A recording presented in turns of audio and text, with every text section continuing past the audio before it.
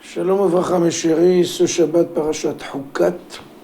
Hukat, c'est la fameuse paracha de la vache rousse. Et vous savez, dans la Torah, il y a 3 séries de commandements. Il y a les lois, les préceptes et les statuts. Les lois, c'est quelque chose de logique, de compréhensible. Même si la Torah n'existait pas, on aurait deviné. Par exemple, on aurait les parents. Ou ne pas tuer, ne pas voler. C'est logique, c'est rationnel, c'est clair et net. Et il y a une deuxième série qui s'appelle les préceptes, Mishpatim. C'est-à-dire, ce sont des commandements qui sont un peu voilés, mais si on fait une recherche, si on approfondit un peu plus, on va les comprendre en fin de compte. Et il y a la 3e série qui est la plus difficile, ça s'appelle Hukim, des statuts, c'est-à-dire des lois complètement voilées, complètement dans le brouillard, inhibées. Plus tu approfondis, moins tu comprends. Entre autres, la vache rousse. Une vache rousse. Mais ça change quoi à Kadosh Baruch Hu si la vache est rousse, ou si elle est blanche, ou si elle est tachée, ou si elle a quelques taches d'autres couleurs? Ça rime à quoi? Et en plus, elle n'a pas porté de joug, elle n'a aucun défaut. Moi, je dis à Kadosh Baruch Hu, ça t'avance à quoi d'avoir une vache comme ça? On a aussi d'autres statuts qui ressemblent, par exemple, ne pas mettre des habits avec du lin et du coton. Tu te dis, mais pourquoi Kadosh Baruch Hu, ça te donne de l'urticaire? Ça te donne quoi? Bon.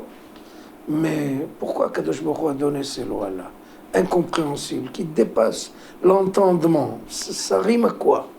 Eh bien justement, c'est pour montrer la confiance qu'on a en Akadosh Baruch Hu. Une confiance presque aveugle, complètement une foi sans bavure, sans aucune pensée, chas v'shalom. Pourquoi Kadosh Baruch Hu m'a donné? Il m'a demandé et il m'a donné un ordre et j'exécute.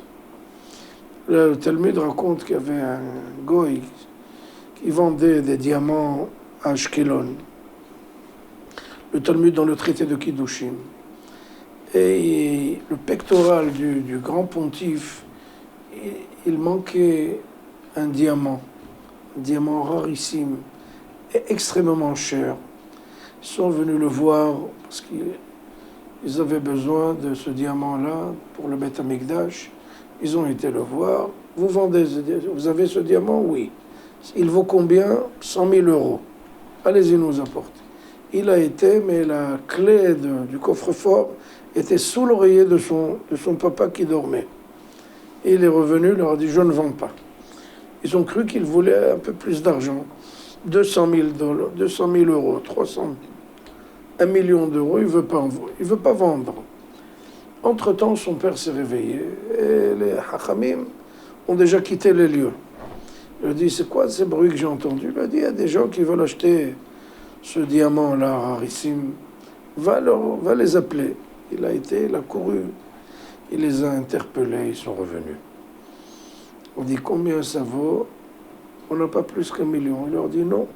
Le premier prix que je vous ai donné, 100 000 euros, c'est ce que vous allez me donner. Et là, en fait, tout le monde se dit, waouh, les goïms, ils font tellement d'honneur à leurs parents, qui boudent avahem, c'est extraordinaire. Donc, si vous voulez, les anges dans le ciel se sont dit, tiens, les goïms, ils exécutent le commandement mieux que Am Israël. Et grâce à cette bonne action qu'il a fait, Akadosh Baruch Hu lui a donné dans son troupeau une vache rousse.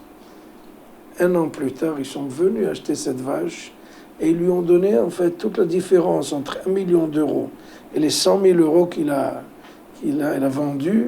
Donc la différence, c'était 900 000 euros. Ils ont acheté cette vache rousse. Et c'est quoi l'enseignement?